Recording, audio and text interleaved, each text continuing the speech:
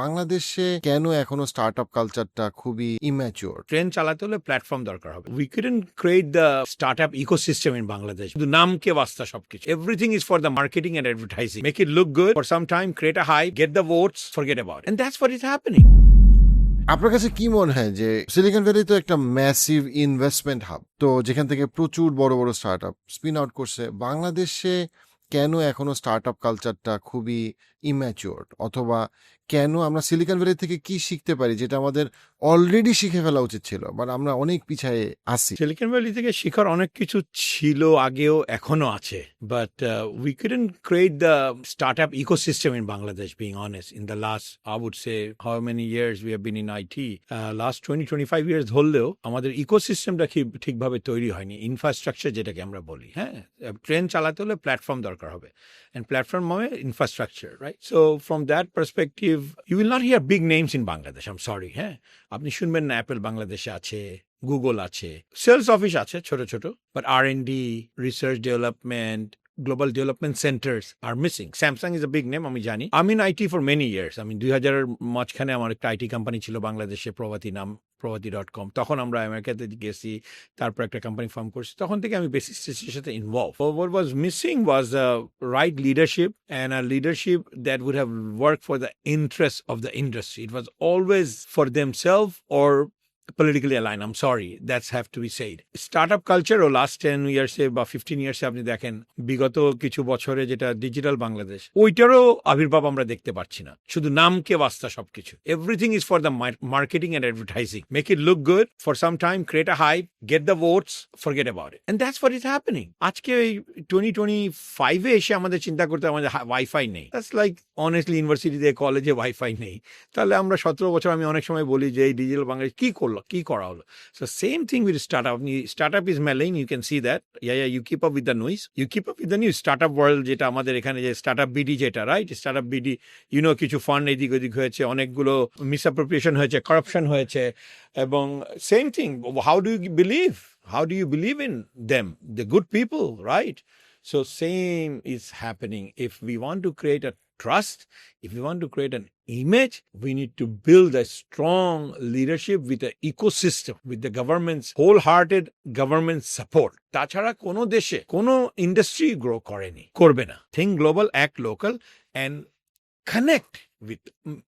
আজকে দেখো, কানাডা আমেরিকার সাথে ঝামেলা হয়ে গেছে। কানাডা গিয়ে $60 বিলিয়ন ইউএর কাছে নিল না?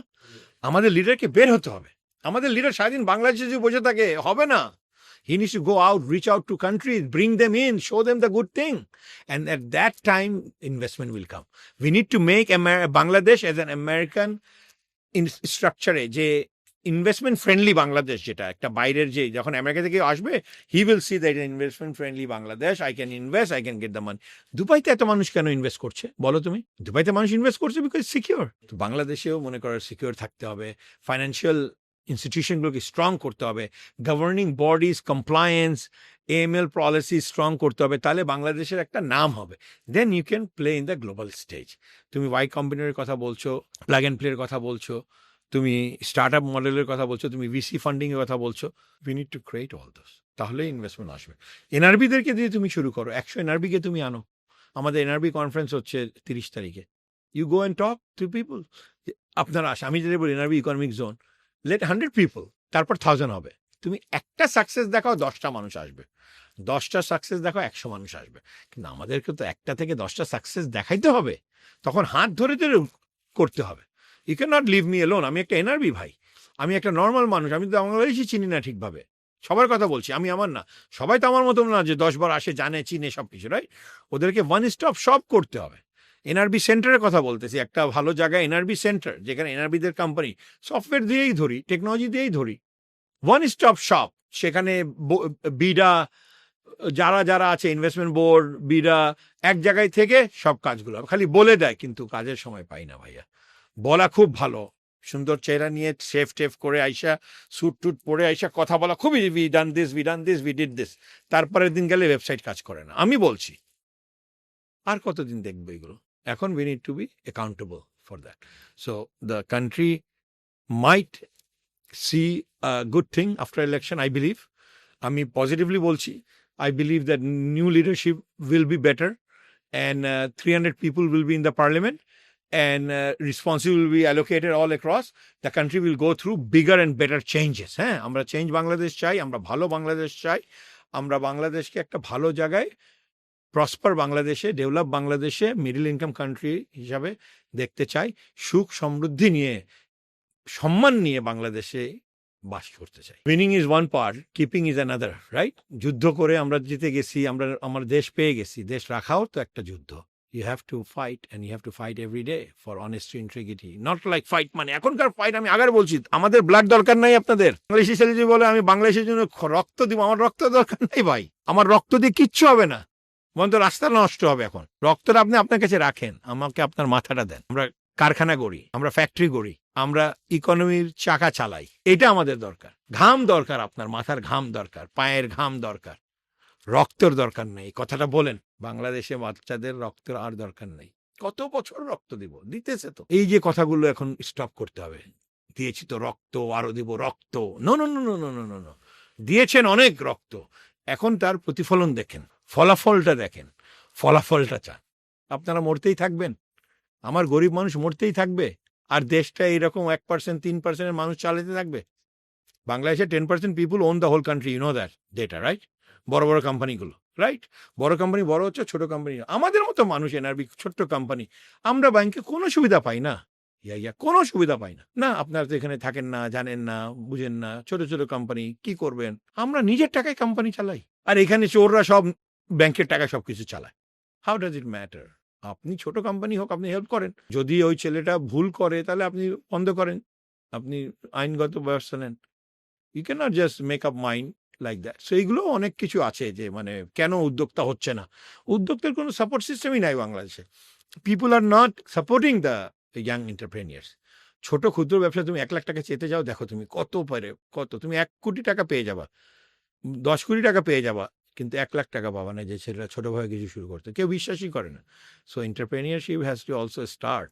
আমার যে ছেলেটা বাদাম বেচছে, সেও তো একটা এন্টারপ্রেনিয়ার, তাকেও কিন্তু আমাকে ইকোসিস্টেমে আনতে হবে, তাকে আমাকে শুয়ে দিতে হবে। সে মাল কোত্থেকে কিনছে, তার টাকা কিভাবে হচ্ছে, তার টাকা কিভাবে যাচ্ছে ইনভেস্টমেন্টে, তার টাকা কিভাবে খরচ হচ্ছে, সে ট্যাক্স দিচ্ছে কিনা, এগুলো তো ইনক্লুড করতে হবে। তো বাংলাদেশের রাজস্ব বোর্ডেও টাকা আসবে, তাই না? খালি মানে এইভাবে করলে তো হবে না যে একটা এনবিআর এসে একটা চার্জ করে ফেলে, এত টাকা দিতে হবে। আপনি ক্রিয়েট করেন মডিউল, দেন পিপুল উইল। আমেরিকাতে মানুষ ট্যাক্স দেয় না, দেয় তো।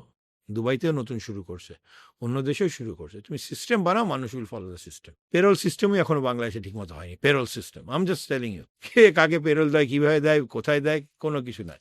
কারো ব্যাংকে যায়, কারো ক্যাশ নেয়, কেউ বিকাশে নেয়, কেউ নগদে নেয়, এভাবে পেরোল সিস্টেম চলে। What type of system do we have? Tax দিতে হবে তো। আপনি 1 টাকা আর্ন করলে আপনাকে 50 পয়সা না হয় 5 পয়সা ট্যাক্স দিতে হবে। এই মাইন্ডসেটটা প্রথম দিন থেকে শুরু করতে হবে। আমরা তো প্রথম দিন দিয়ে ফাঁকি শুরু করি যে ট্যাক্স কেমনে বাঁচায় ফেলো। কেমনে চলবে তাহলে? দেশের রাস্তাঘাট কে করবে যদি আপনি ট্যাক্স না দেন? স্কুল কলেজে টাকা কোথা থেকে পাবে? গভর্নমেন্টে কোনো কিছু আছে নাকি? গভর্নমেন্ট কি কোনো জিনিস? আমরাই তো ইনস্টিটিউশন, আমাদের টাকাই তো গভর্নমেন্ট চলে, তাই না? তা আপনি গভর্নমেন্টের খাতায় কিছুই দিবেন না, আপনি সব নিজের পকেটে রাখবেন, তাহলে তো দেশ চলবে না। So I mean, it needs an overhaul. I would say the country needs total reformation. Total reformation. আমি তো বলি মানে রিটায়ারমেন্ট অফ 60-70s যে লিডারদের রিটায়ার করতে হবে। তারা এই বয়সে আছে, তাদের থেকে কোনো আশা নেই এখন আর। আমার কোনো আশা নেই। ইয়াং ছেলেদের থেকে আশা আছে, তারা ভুল করবে, শিখে নেবে। আর এই 70-75 এখনো কেন? যান ভাই, বাসায় যান, রিটায়ার করেন, ফ্যামিলির সাথে টাইম কামান। উঠতে পারে না, নামতে পারে না, লিডারশিপের রোল নিয়ে বসে আছে। আপনি দেখেন, আপনি নিজে দেখেন যদি আমি ভুল বলে থাকি। না, সেটা তো ডেফিনেটলি যেটা হয় যে কেউ ছাড়তে চায় না চেয়ার। কেউ ছাড়তে চায় না চেয়ার, বিকজ চেয়ার ছাড়লেই তো 2 দিন পর আর কেউ রেসপেক্ট করবে না। কেন? ওনার রেসপেক্টটা শুধু চেয়ারের, উনি তো নিজের রেসপেক্ট বানায় নাই। তুমি ইয়া যদি নিজের রেসপেক্ট বানাই ফেলো, আমি কথা যেমন রাস্তায় থাকলেও যে রেসপেক্ট বানিয়েছি আমি থাকবো। আমি আমার প্রায় বলি, আমি চুরি করি না, এই জন্য আমি চামারি করি নাই, আমি ডিসঅনেস্টি করি নাই বাংলাদেশের সাথে, আমি করাপশন করিনি বাংলাদেশের সাথে। আমাকে 2টা মানুষ হলে ভালোবাসবে। আপনি খাবেন, মোটা হবেন, তরতাজা হবেন, বাইরে আপনার সব টাকা পয়সা থাকবে, আপনার বউ বাচ্চা বাইরে থাকবে, এসি বেগমপাড়া আপনার বাসা হবে, আমেরিকায়, কানাডায়, সিঙ্গাপুরে, অস্ট্রেলিয়া আপনার বাসা হবে, আর আপনি রেসপেক্টও আশা করবেন। চুরি করলে তো রেসপেক্ট আশা করার কোনো পারবে না তুমি। যদি তুমি সৎ হও, মানুষ রেসপেক্ট দিবে। Respect has to be earned. বাংলাদেশে তো ধরেন আমাদের ছেলে পেলে প্রতি বছরই কিন্তু বিগ 5 কর্পোরেশনে চাকরি পাচ্ছে, big name university, Ivy League ইউনিভার্সিটিতে আমাদের ছেলে পেলে এখন প্রতি বছর যাচ্ছে, চান্স পাচ্ছে, ভালো করতেছে আমাদের ছেলে পেলে। আমাদের দেশের ধরেন সফটওয়্যার ইঞ্জিনিয়াররা কাজ পারে না বলা মুশকিল, কারণ তারা তো দেশে দেশে বাইরে কাজ করতেছে। Y Kant the sector grow? Individual contribution, Bangladeshis are doing well. One other thing that we have not learned is collaboration, teamwork. আরেকটা হচ্ছে বাংলাদেশে এমন কোনো ইন্ডাস্ট্রি বড় গ্রো হয়নি যে you get the infrastructure, tools, technology. Infrastructure বলতে আমি বলছি আর্টিফিশিয়াল ইন্টেলিজেন্স, আমি বলছি মেশিন লার্নিং, আমি বলছি LLM মডেল, আমি বলছি from the perspective of big data center, core, DevOps. মানে এই ইন্ডাস্ট্রিগুলো এভাবে গ্রো হয়নি so that kids are not building anything big. এই জায়গাটা আমাদের কোম্পানি বিল্ড হচ্ছে না, আমরা ইন্ডিভিজুয়াল বিল্ড হচ্ছি। হ্যাঁ, আমরা ফ্রিল্যান্স করছি ইন্ডিভিজুয়ালি, কিন্তু একটা কাজ আমি একা করি। হ্যাঁ, and I am saying I am the boss, I am the don, but collaboratively কিন্তু কাজ করছে। আপনি অ্যাপেল, গুগল, আপনি জানেন কত লক্ষ মানুষ তাদের, লক্ষ লক্ষ মানুষ তাদের, right? Why they have a teamwork? They are building a product, global product বানাচ্ছে। হ্যাঁ, billions of people logging in. WhatsApp is billion people log in, right? আপনি বাংলাদেশে একটা অ্যাপ আমাকে বলেন গ্লোবালি গেছে কোনো সময়, বাংলাদেশে একটা অ্যাপ বলেন যে কোনো একটা গ্লোবাল পার্সপেক্টিভে আপনি নিজে এত ট্রাভেল করেন এবং জানেন সবকিছু। Tell me how many global product you have build from Bangladesh? নাই। কারণ কি? আমাদের কোলাবোরেশন নেই, আমাদের টিম ওয়ার্কটা নেই। এই ভিডিও ক্লিপসগুলো যদি আপনি মিস করতে না চান, পার্সপেক্টিভ ক্লিপসে সাবস্ক্রাইব করুন।